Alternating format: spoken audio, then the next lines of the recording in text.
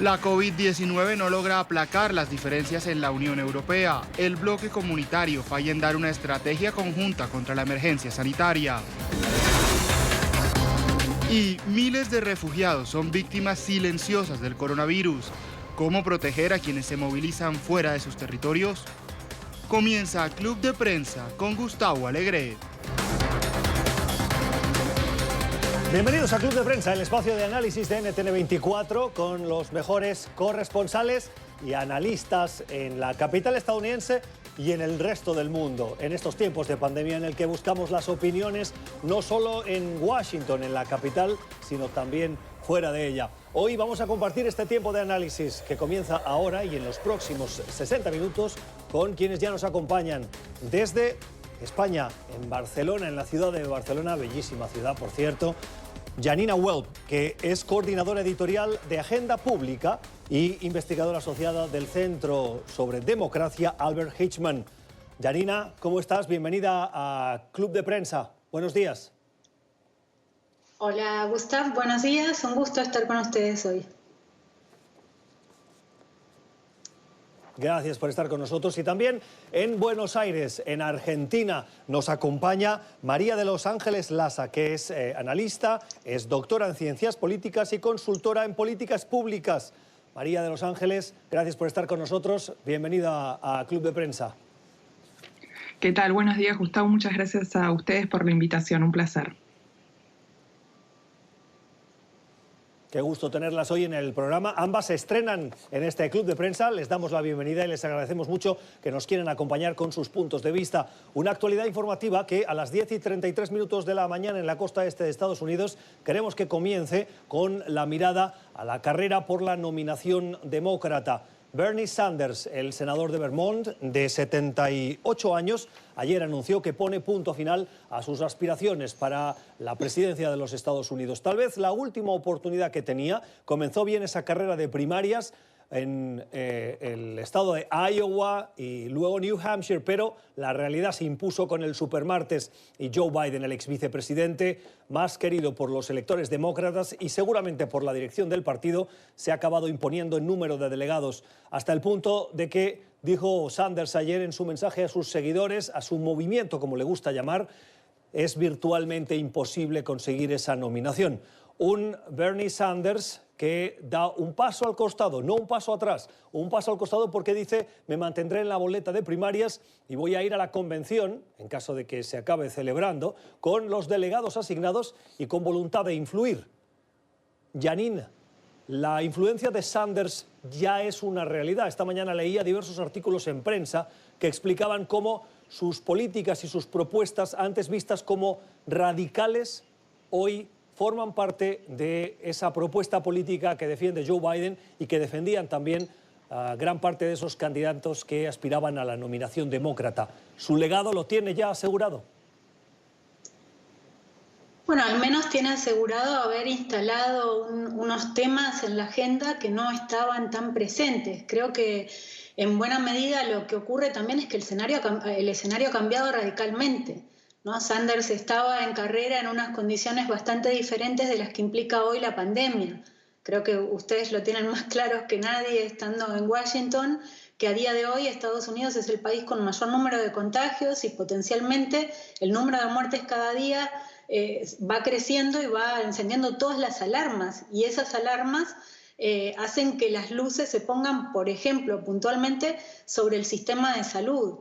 Y ese era uno de los temas que justamente Sanders defendía con mayor fuerza, como también todos los sectores que están en mayor situación de vulnerabilidad, los desocupados, la gente con menores ingresos, etc. Por lo tanto, en parte es esta acción de Sanders instalando los temas en la agenda, pero en parte una coyuntura que ha cambiado radicalmente también. María de los Ángeles, ¿tu opinión? Sí, coincido completamente con Janina. Digamos, la coyuntura creo que ayuda a por lo menos legitimar una de las propuestas de Sanders, que era esto de, quizás, no sé si estatizar es la palabra, pero podríamos decir estatizar el sistema de salud, que quizás era una demanda demócrata desde hace mucho tiempo, pero que Bernie Sanders la militaba, vamos a decir, con particular pasión. Esto en ciencia política se llama crear el authorizing environment, como el ambiente autorizador para que una propuesta finalmente llegue al centro de la agenda. Y creo que a Bernie Sanders lo ayudó el contexto de la pandemia. Ahora, es cierto que quizás eso no alcanza para ganar, no lo han acompañado los números, pero sí, como decías vos, Gustavo, quizás sí a instalar o dejar más consolidado su legado, que es llevar al centro de la agenda, creo yo, estos asuntos de política social que quizás en la política norteamericana quedan usualmente un poco relegados. La pandemia también podría estar influyendo en muchos ciudadanos, como decías ahora, cuando nos referimos a las necesidades de la atención sanitaria. Esta mañana leía un Twitter de un periodista que decía personas que han perdido la cobertura sanitaria en los siguientes países. Y había una lista de unos 15, 20 países listados, europeos, del sureste asiático, los más avanzados como Corea del Sur, por ejemplo, y algunos latinoamericanos y Estados Unidos. Y en todos había un cero, excepto en Estados Unidos, que había más de 3 millones de personas que han perdido el seguro de salud, la cobertura de salud, por haber perdido su trabajo. ¿Esta pandemia puede hacer cambiar también la opinión de los más conservadores, María de los Ángeles? A ver, Gustavo, yo creo que la pregunta es clave, o sea, estás dando como en el clavo, porque creo que el debate acá, uno de los debates que está presente es que ¿quién debería proveer el servicio de la salud? ¿Si el mercado o el Estado? En la mayoría de los países del mundo, este debate ha concluido con que debería ser el Estado, porque es un bien público central para la existencia de un Estado y para el cuidado de los propios ciudadanos. En Estados Unidos ese debate se decantó por, bueno, debería proveerlo el mercado. Entonces termina ocurriendo esto, una persona que se queda sin trabajo se termina quedando sin cobertura social. La pregunta es, en estos contextos de pandemia quedan en evidencia todas las fallas de mercado para proveer esos servicios públicos, concretamente el servicio público de la sanidad. Debería ser así, digamos, porque estamos hablando de personas, de muchísimas personas que quedan fuera del sistema y se trata de un debate de vida o muerte. Entonces creo que en Estados Unidos puede llegar a ocurrir lo que de alguna manera fue predicho por Sanders, de, no sé, debatir de alguna manera si el sistema de salud debería estatizarse o debería ser mixto, por lo menos, como quizás planteaba Obama, ¿no? Pero no quizás dejarlo enteramente al mercado porque se terminan demostrando fuertemente estas fallas en la provisión del bien público. Janina, el debate en Estados Unidos es que la cobertura sea o no universal y pública, pero en Europa ese no es un debate. El debate es el de los recortes del sistema sanitario, que ahora han quedado más al descubierto y más en evidencia con la pandemia. Por un lado los recortes y por el otro los procesos de privatización. Un debate que ha sido muy enconado en los últimos días en España. ¿Cómo se ha vivido? Bueno, se ha vivido de una forma, diría así, sin muchas más vueltas, dramática realmente, porque no es solo el sistema sanitario, sino, por ejemplo, las residencias de mayores. En los últimos días ese ha sido uno de los temas más candentes junto con el de los hospitales.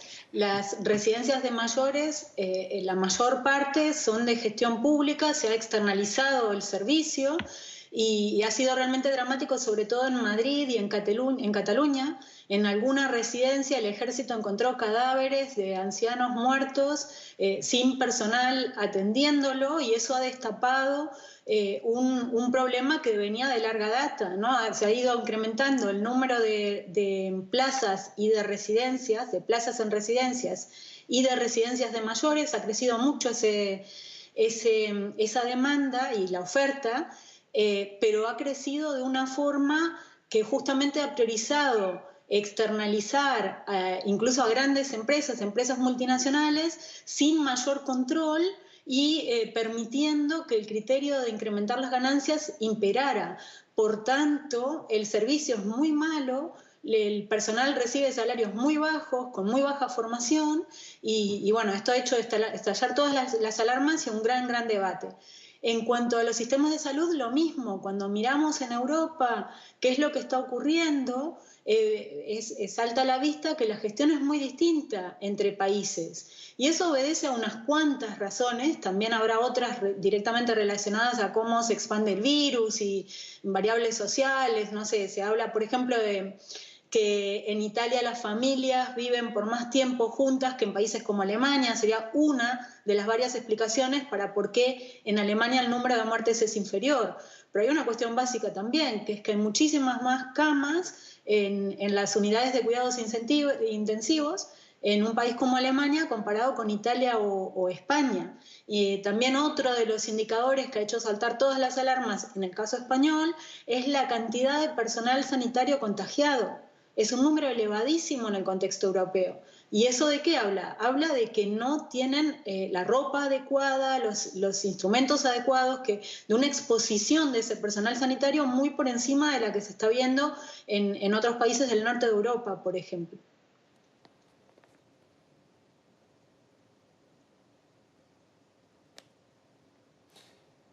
Janina, imagino que también influye mucho la cultura de socializar en tiempos de fuera de oficina. Quiero decir, en países como Italia, como el sur de Francia o como España mismo, los de la cuenca mediterránea fundamentalmente, podríamos sumar también Grecia, es mucho más habitual compartir tiempo de ocio al salir de la oficina, pasarlo fuera. No sé si podemos reducirlo a la frase de tomarse unas cañas. Eso cuando la pandemia estaba azotando ya el norte de Italia. Eso también puede haber influido en el número de contagios que estamos viendo ahora. Hay cierta discusión sobre eso, pero yo ahí no me atrevería tampoco a especular mucho con este tema porque este virus, de acuerdo a lo que dicen los epidemiólogos, hay muchas cosas que no se saben, hay algunas que sí se saben, y una que se sabe es que la velocidad de contagio es mucho mayor que el de otros virus. Entonces, bueno, basta con ir al trabajo, basta con ir a la escuela, basta, ¿no? O sea, sí podría hablarse de otros factores en los que ha habido o falta de información completa o cierto descuido. Me refiero puntualmente, por ejemplo, a las movilizaciones del 8 de marzo, Día de la Mujer en España, que ahora se ven como un error mirando hacia atrás, ¿no? Cuando el virus ya estaba circulando, hubo manifestaciones masivas, yo misma asistí. Ese podría haber sido una cuestión. En Francia hubo elecciones una semana después de eso. Entonces creo que ahí también hay que enfatizar. Luego está la otra cuestión, que es que la mortalidad, la estadística muestra que es prácticamente nula o nula en menores de 9, 10 años, es muy baja en jóvenes y es realmente alta en personas mayores. Y ahí sí hay variables que tienen que ver con, por ejemplo, es mucho más frecuente, y eso ahora no recuerdo los datos, pero están disponibles, cuántas familias viven, gente joven y mayores de 60, 70 años en el mismo hogar, es un dato, las cifras son muy superiores en países como Italia o España que en Alemania. Entonces ahí sí la exposición de los mayores podría tener cierta variación. Ahora insisto también, una cuestión es el contagio y otra es la mortalidad. Donde realmente se observan las grandes diferencias es en el patrón de mortalidad. Pero bueno, también hay una discusión. Alemania ha dispuesto de muchos más test, o sea que su muestra, su total de positivos es como mucho mayor del que se está midiendo en España o en Italia.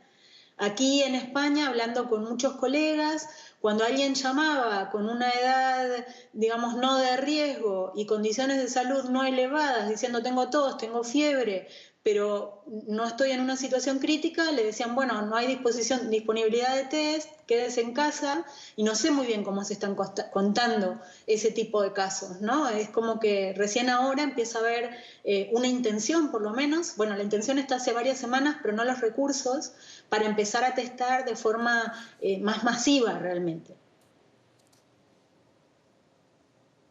María de los Ángeles, ¿cómo se ha vivido ese debate sobre los sistemas de salud en América Latina? Tú estás en Córdoba, en Argentina, pero el resto del continente ha tenido debates similares. Es un tema central, justamente por lo que hace poco tenía una intervención también en una intervención académica y explicaba como el impacto que tiene la matriz federal o unitaria de los países en la provisión del bien público de la salud en este caso. Es curioso que, a ver, en América Latina, en América en general, porque Estados Unidos, México, Brasil, Venezuela y Argentina son países federales, con lo cual la provisión del sistema, del bien público de la salud está federalizado, en el sentido de que los principales músculos de acción en el contexto de la pandemia, en el caso de Argentina son las provincias, en el caso de México o de Brasil son los estados federales.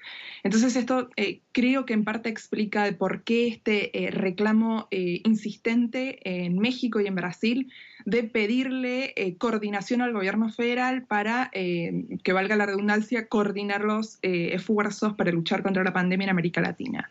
Ahora, un elemento adicional que quería sumar a lo que refería Janina antes, y vos también, Gustavo, de el impacto social que tiene o las diferentes construcciones sociales que se hacen de la pandemia. Y me parece interesante sumar este dato de América Latina, que es el siguiente. La Universidad de Oxford, junto con otras universidades del mundo, están llevando adelante una encuesta sobre percepciones y construcciones sociales en torno al coronavirus. Y el caso de Argentina concretamente es muy curioso porque existe una muy buena percepción del gobierno, de las acciones del gobierno, pero la gente no tiene confianza en sus propios conciudadanos. Es decir, los argentinos no confían en que los otros argentinos estén cumpliendo con la pandemia. Es como esto que decías vos de tomarse una caña, bueno, es como una construcción social de que los argentinos no cumplimos con las normas y por lo tanto no tiene sentido la pandemia y se va a luchar mal contra el efecto del coronavirus. Esta brecha entre la percepción que se tiene del gobierno y la percepción que tenemos de nuestros propios conciudadanos genera lo que usualmente se conoce como el problema del tonto, en el sentido de que yo no voy a ser el tonto que cumpla con las reglas cuando nadie las cumpla. Y acá vemos cómo el impacto, la construcción social genera un impacto sobre el sistema sanitario y el gobierno extra que se explica por motivos culturales como los que exploraba antes Janina en Europa. Me parece interesante de traer al debate también para pensar desde América Latina. Y ese comportamiento, que no he escuchado muy bien cómo lo llamas, el comportamiento del tonto, no sé, o el síndrome del tonto, ¿es extrapolable al resto del continente latinoamericano? Hay no en todos los países latinoamericanos, porque el caso de Brasil, bueno, Janina es más experta en este tema, yo no soy especialista en Brasil, pero salvo en Brasil que la percepción del propio gobierno no es una percepción buena. Los latinoamericanos en general, por lo menos en los países en los que esta encuesta arroja resultados, que es en México, Brasil, no recuerdo bien si Venezuela, pero Argentina seguro, evidencia esta brecha que existe entre la percepción que los ciudadanos tenemos de nuestros propios conciudadanos y la percepción que tenemos del gobierno. Y en ciencia política se lo llama el problema del tonto, es decir, yo no voy a ser el tonto que cumpla con lo que me dice el gobierno que tengo que cumplir cuando para que mis conciudadanos no lo hacen, es decir, no quiero quedar como el tonto. Y esto dificulta las lógicas de acción colectiva que son tan necesarias para luchar en este contexto contra el coronavirus. Interesante, hay que ser bien tonto para dejarse llevar por ese síndrome y más en tiempos de pandemia, si me permiten el juego de palabras. Janine, ¿tu opinión? Sí, me parecen buenos los puntos que resalta María de los Ángeles. También sumar a la discusión sobre el federalismo, que este ha sido un tema en varios países europeos también, ¿no? Suiza incluso, que es un país muy ordenado y muy atando los dos cabos del lado del federalismo y la gestión, y por otro lado la cuestión cultural, ¿no? Es bien interesante en Suiza cómo el confinamiento es una sugerencia del gobierno. Creo que en Alemania me parece, tengo entendido que también funciona de esta misma manera y tiene que ver con este aspecto cultural de que el Estado no necesita ejercer o se percibe que no es necesario ejercerlo. Yo, hablando con mis colegas en Suiza, que tengo unos cuantos, comentaban que bueno, la gente se va al bosque a pasear, etcétera, y puede salir y demás, cuidando, mantener las distancias, etcétera, etcétera. Cuando en los países latinos en general la medida ha sido de prohibir y penalizar, ¿no? Entonces hay componentes culturales también muy fuertes, claramente ahí. yo no sé, creo que determinadas problemáticas han sido bastante generalizadas de todas maneras, ¿no? Esta salida de gente a sus segundas residencias en España fue un gran tema. Recordemos que aquí el estallido empezó en Madrid. Las primeras medidas creo que fueron ciertamente incompletas y generaron más perjuicios que otra cosa, en el sentido de que se suspendieron las actividades en los centros académicos, pero no hubo restricciones a la movilidad. Por lo tanto, todos estos estudiantes universitarios que estaban en Madrid se trasladaron a distintos pueblos y más bien propagaron el virus a mayor velocidad. Entonces ahí hay como un combinado de elementos culturales, de mala planificación. Y creo también, yo ahí con María de los Ángeles coincidimos en la Maratón con Paul hace unos días y también hace un aporte en este sentido, creo que también poniendo un poco de paños fríos estamos ante una situación muy nueva. Entonces cabe ser críticos, cabe mirar todo esto con la lupa, creo que hay que supervisar mucho más la gestión, pero no hay que olvidar que es una situación realmente muy novedosa en muchísimos sentidos. Entonces, creo que hay aspectos donde se pueden criticar muchos elementos muy fuertes y hay otros donde igual hay que tener en cuenta que no se sabía y todavía hay muchas cosas que no se saben. Por ejemplo, con relación al patrón de contagio, y es un dato clave, no se sabe si la persona que pase por la enfermedad quede inmune por un tiempo limitado o por un tiempo largo, ¿no? Tenemos en el caso de otras enfermedades ambas opciones. Con la gripe no hay inmunidad, con el sarampión sí. Entonces todas estas cosas también creo que hay que tenerlas en cuenta a la hora de evaluar la gestión, ¿no? Es un paquete bien complejo el de los factores que explican cómo se está llevando todo esto adelante. Las 11:52 de la mañana en Córdoba, en Argentina, donde tenemos hoy a María de los Ángeles Lasa, y las 4:52 en Barcelona, en España, donde nos acompaña Janina Welp en este club de prensa en el que estamos haciendo una mirada con análisis a la actualidad informativa. Vamos a la pausa. Al volver nos fijamos en lo que está sucediendo en el Reino Unido. El primer ministro continúa hospitalizado. Ya regresamos.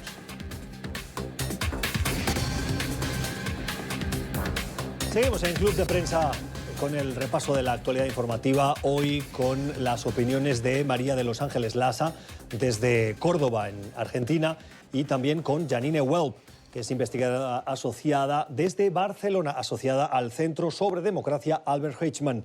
Y María de los Ángeles es doctora en Ciencias Políticas y consultora en Políticas Públicas, en este repaso a la actualidad. Janine, nos fijábamos en la selección de los temas para conversar hoy en un artículo que has publicado que precisamente abundaba sobre Brasil y sobre Jair Bolsonaro. Lleva el sugerente título de Si Bolsonaro hubiera leído a Maquiavelo. Me gustaría que comentásemos la tesis del artículo, pero ayúdanos a entender antes quién era Maquiavelo, para entender la comparativa del por qué la haces. Bueno, en realidad, a ver, fue el título una forma de, con cierta elegancia, poner en evidencia las limitaciones que tiene Bolsonaro, digamos, tratando de no ser brusca.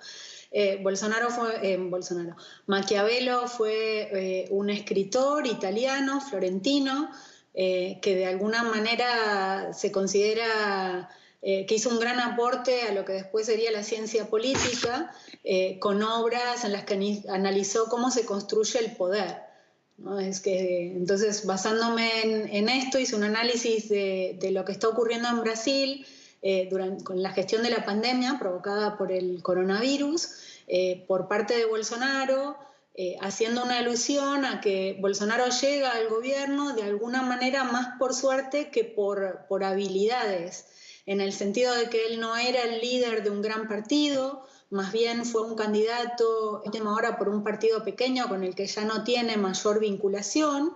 Recibió el respaldo de los sectores económicos con mayor peso en el país y de la derecha. También recibió el respaldo de las iglesias neopentecostales. Y en ese contexto, durante la campaña, recordarán muchos y muchas que fue herido por una persona que no estaba en sus cabales, lo que lo quitó, no lo forzó a exponerse en los debates que hubo. Bolsonaro es una persona que no muestra mayores habilidades, más bien se lo ha visto todo lo contrario, ¿no? Son exabruptos lo que suele transmitir, y es en ese contexto en que llega al gobierno. Sin una mayoría tampoco en el Congreso, tiene muy difícil poder imponer sus políticas, pero tampoco hace ningún esfuerzo por negociar. Entonces, de alguna manera, la tesis de este artículo es que en este contexto actual, donde la gestión de la pandemia que está haciendo directamente no se puede calificar de gestión, porque ni cuenta con información adecuada, ni se esfuerza por buscarla. Incluso en este momento ha ido más lejos, ¿no? Porque su ministro de Salud sí parece estar preparado y con intenciones de llevar adelante las políticas más adecuadas, pero Bolsonaro se ha resistido mucho. Es en ese contexto en que él queda en una situación de debilidad bastante grande, que yo creo, lo que sugiero en el artículo, es que difícilmente llegue a completar su mandato. María de los Ángeles, ¿tu opinión? Leía justamente ayer el artículo de Janina que me parece fabuloso. He escuchado a varios analistas plantear como estos posibles escenarios en los que quizás en ninguno termine tan bien Bolsonaro en Brasil. Y hay un dato interesante que quizás sume al debate, que es que hace poco tuve la suerte de tener una conversación con Andrés Malamud, un analista que es argentino, pero está en la Universidad de Lisboa, y él aportó un dato interesante que es el siguiente. Él dice que los presidentes brasileños no están hechos para durar, en parte por estas cosas que señalaba Janina antes, y aportaba un dato que me pareció muy interesante. Él dice lo siguiente: en Estados Unidos 9 vicepresidentes terminaron el mandato de sus presidentes, ya sea por impeachment, porque fallecieron en el mandato, porque fueron asesinados, como el caso de Kennedy, o Nixon con el caso del impeachment. En Brasil, 8 vicepresidentes terminaron el mandato de su presidente. Es prácticamente un empate entre Brasil y Estados Unidos en este indicador que muestra como la fragilidad de la figura presidencial en contextos en países en los que el Congreso es muy poderoso, o en el caso, como señala Janina en su artículo, las fuerzas militares. Va a ser interesante, digamos, ver cómo termina el escenario brasilero. Como yo no soy experta en Brasil, todo lo que ocurre en Brasil me resulta fascinante, porque además es un país vecino de Argentina, pero sí los analistas señalan que esto quizás pueda terminar en un impeachment o un golpe a lo blando, ¿no? De decirle a Bolsonaro, a ver, no está gestionando bien las cosas, quizás sea un momento de correrse y dejarle el lugar a su vicepresidente. Vamos a ver que son todas conjeturas, hay que esperar. Janine, ¿es posible pensar en un golpe blando en Brasil hoy? Bueno, coincido con lo que decía María de los Ángeles, y bueno, este artículo también lo comenté con nuestro colega en común, el que escribí, digamos, en una versión previa.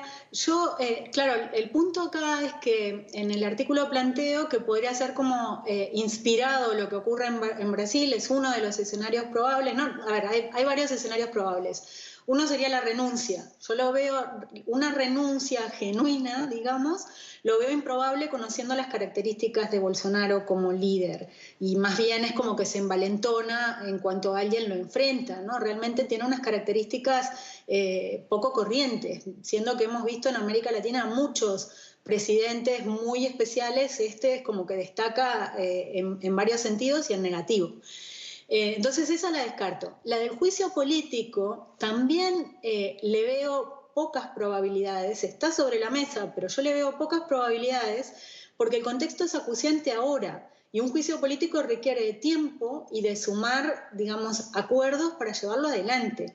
Y eso podría darse, no es descartable, pero en una situación como la actual de emergencia, por frenar la pandemia, por parar también los efectos económicos que pueda tener, y sin estos acuerdos ya dados de antemano, sino más bien en un escenario de alta polarización y típica fragmentación, no lo veo como el más probable. Entonces ahí es donde me inclinaba por este otro, que Claro, ni siquiera sería un golpe, porque la inspiración sería la boliviana, ¿no? Los militares sugiriéndole al presidente que dé un paso al costado. Sugerencia entre comillas, con ironía, no una real sugerencia, sino una presión marcada para que dé un paso al costado. El tema es que no sería institucionalmente un golpe, o sea, si se probara que es así, sí, pero si no, no, porque el vicepresidente, el militar, ya está adentro. Y eso es lo que vuelve como tan tremenda la situación en Brasil en este momento. No olvidemos también que muchos de los ministros de Bolsonaro son militares. Entonces, esta militarización de la política que se está dando en la región en general, de la que habla mucho Ruth Yamin, de Ditela, creo que en Brasil está mucho más presente todavía. Quizá Venezuela es el primer país en este sentido, pero luego Brasil viene ahí también con una muy fuerte militarización de la política. Y eso que los puntos de vista o las ideologías están, si se puede decir así, en las antípodas. Siguiendo con el trabajo que estáis realizando, María de los Ángeles, me fijo en un análisis que acabas de difundir y que nos parecía interesante en tiempos de esta pandemia. Y creo que viene a colación de la gestión de este coronavirus que está haciendo Bolsonaro, pero que tú lo extrapolas en ese trabajo publicado de 7 minutos, en el que hablas de las medidas tomadas en la emergencia por parte de los gobiernos de América Latina y que resumen en el titular de la difusión del trabajo que difundes. Y es el que la pandemia es aquello, dices, que los estados hacen de ella. ¿A qué te refieres? Sí, hay un teórico que en 1992 escribe un paper y ese paper, el título de ese paper se convierte en célebre en el campo de las relaciones internacionales, que es la anarquía es lo que los estados hacen de ella, en el sentido de que hay una construcción social de la anarquía, es decir, la ausencia de autoridad central puede interpretarse como una guerra de todos contra todos, como una situación de rivales en la que podemos cooperar si existen incentivos, o como un escenario de amigos en el que todos podemos cooperar.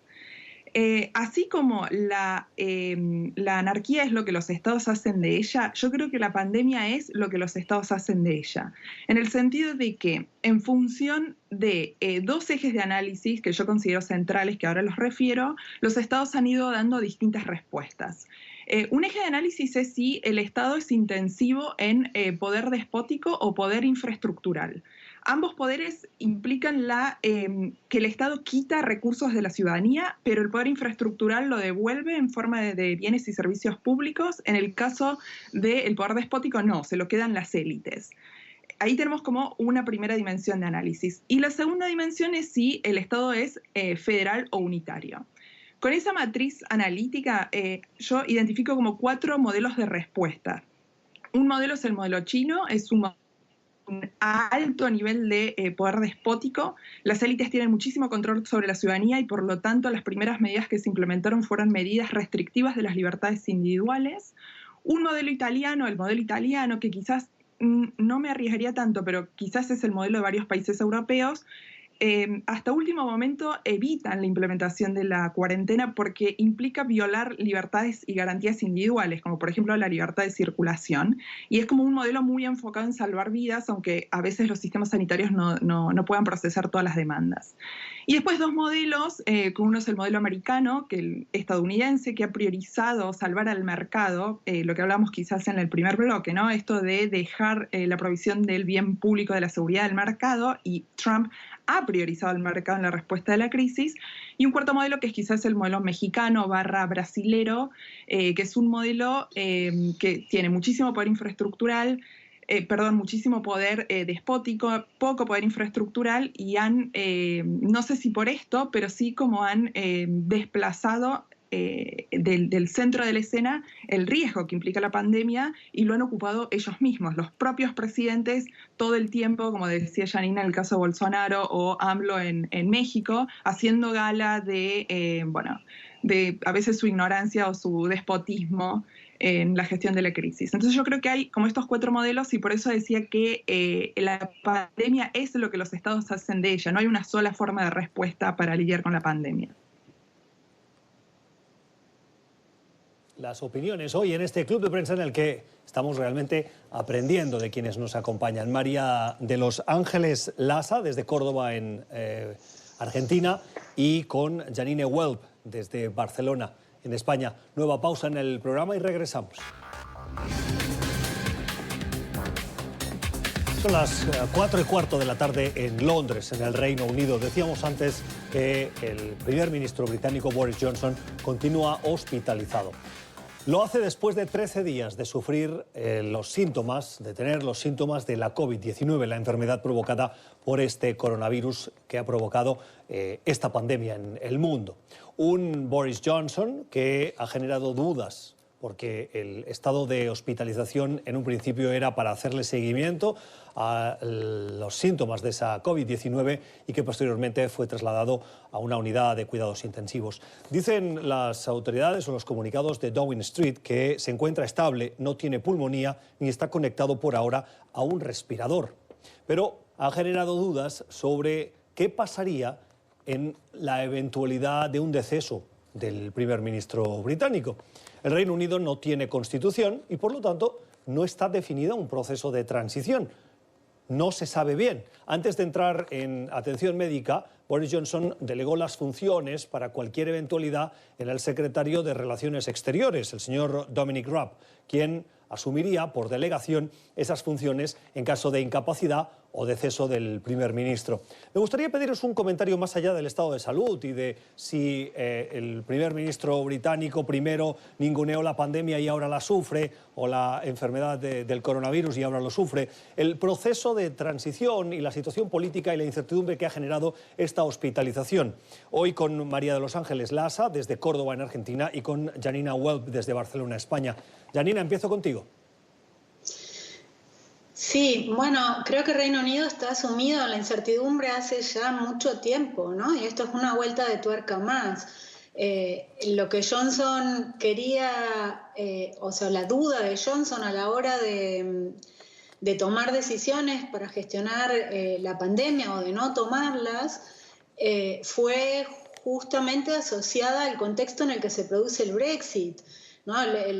La única forma de llevar a cabo un Brexit relativamente exitoso, o sea, recordemos que ahora ya está todo decidido y está activado el artículo de desconexión y demás, pero quedan montones de acuerdos y cuestiones muy concretas que resolver para separar al Reino Unido del marco de la Unión Europea. Entonces el objetivo estaba, decía, en tener una economía fuerte para poder resolver con éxito esa transición o con relativo éxito. Ahí hay un análisis que leí que me pareció muy relevante de Roy Covey, donde menciona cómo Boris Johnson se habría dejado llevar por los consejos dados por los mercados de predicciones. O sea, por expertos o no tan expertos que apuestan vaticinando distintos escenarios probables, y en base a esto es que Johnson al final termina pensando, bueno, y luego cambia de idea, que era mejor no tomar medidas de confinamiento que pudieran perturbar mucho la economía porque el contagio se iba a dar igual. Creo que Trump también estuvo en ese dilema, en una situación semejante, en el sentido de que él sabía que su reelección dependía fuertemente del crecimiento económico en Estados Unidos, y es por eso que tarda tanto en tomar decisiones.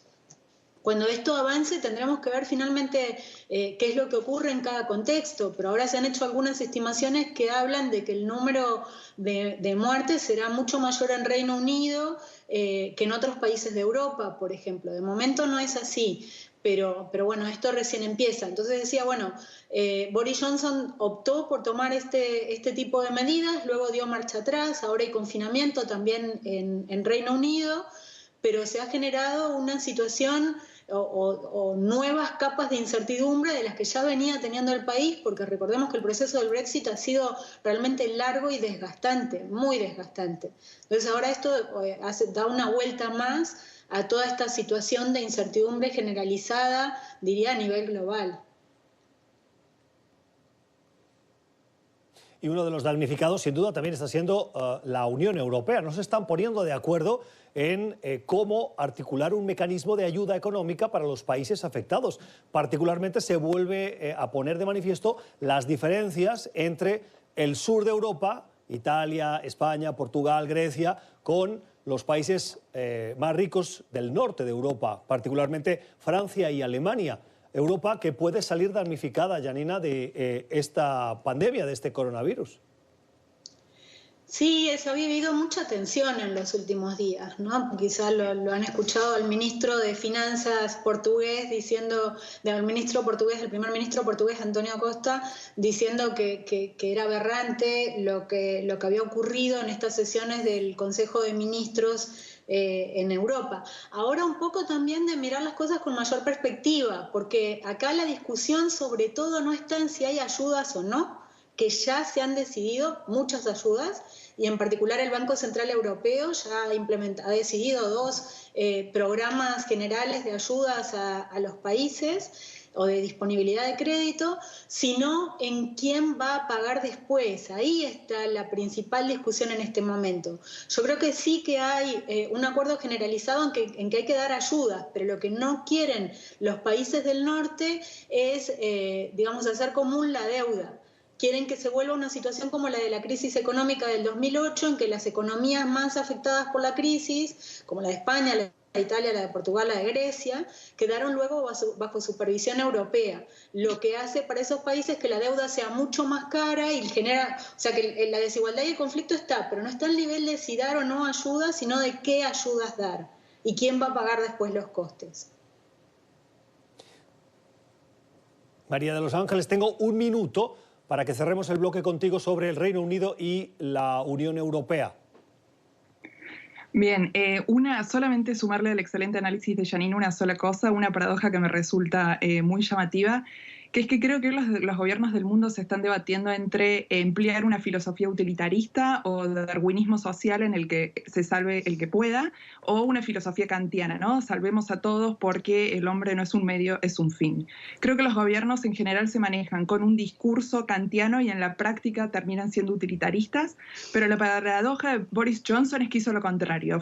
Su discurso fue utilitarista y terminó siendo como víctima de su propio discurso, como un chivo expiatorio de su propio discurso utilitarista. Esto me pareció sumamente llamativo.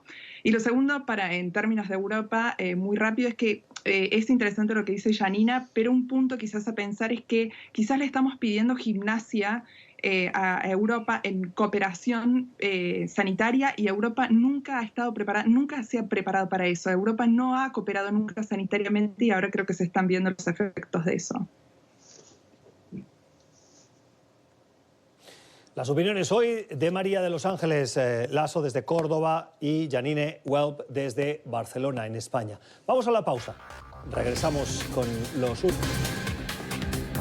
Seguimos en Club de Prensa, el espacio de análisis, con quienes nos acompañan hoy desde Córdoba, en Argentina, María de los Ángeles Lasso, y con Janine Welp desde Barcelona, en España.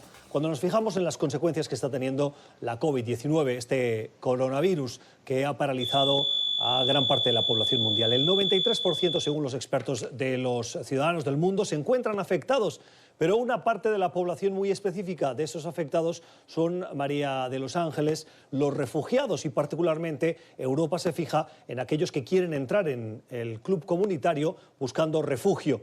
Unos refugiados que se han visto atrapados en medio de su caminar, dejando situaciones en países de inseguridad, de violencia, de guerras, y que no pueden entrar ahora en el destino que estaban buscando. Y a ellos también les afecta esta pandemia. Exactamente, Gustavo. Son la población más vulnerable y quizás hay una imagen que entiendo que puede ayudar a comprender rápido esto. Hay una figura que utiliza Javier Aullero, que es un politólogo argentino, que habla de los pacientes, ¿no? Y se imagina el Estado como una sala de espera de un médico y estos pacientes están esperando largas horas a recibir atención. En tiempos de normalidad, usualmente reciben atención. Ahora, en tiempos de crisis, como es el actual, la sala de espera se llena de muchísimos pacientes más, que no solo son los refugiados, los pobres, los indigentes o todos los que necesitan asistencia social, sino además la enorme cantidad de enfermos que está generando la pandemia. Entonces se terminan poniendo en evidencia estas zonas grises, estos problemas que tiene el Estado para resolver estas cuestiones apremiantes en términos sociales, y sobre todo se pone en evidencia que las personas que están huyendo de sus estados y buscan asilo en otro son las que más sufren, lamentablemente. No puedo más que suscribir lo que dice María de Los Ángeles. Creo que en general esta pandemia muestra que los sectores de población más vulnerables son los más perjudicados una vez más, y entre ellos en particular los refugiados, pero no solo en Europa. Los campos de refugiados en otros lugares del mundo también.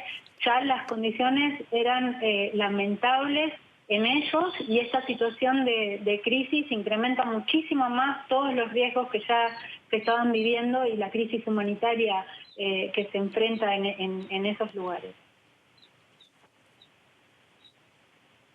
Las opiniones de Janine Welp y de María de Los Ángeles Lasa, que nos han acompañado hoy. Gracias por sus puntos de vista, a ustedes por su sintonía.